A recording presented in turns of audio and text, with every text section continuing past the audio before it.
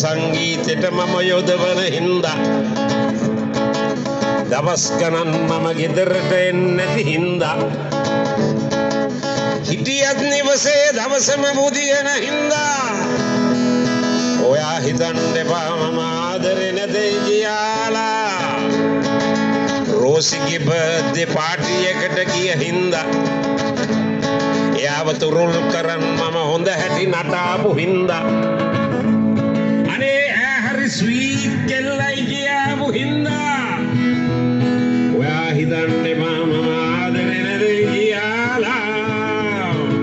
ආනන්න එපා හිතන්න එපා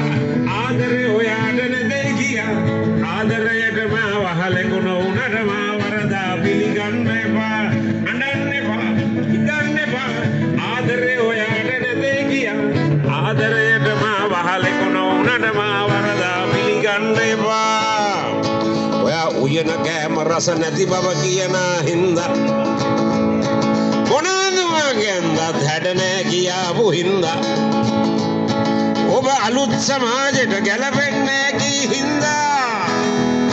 ඔයා හිතන්න එපා මම ආදරේ නැදේ කියලා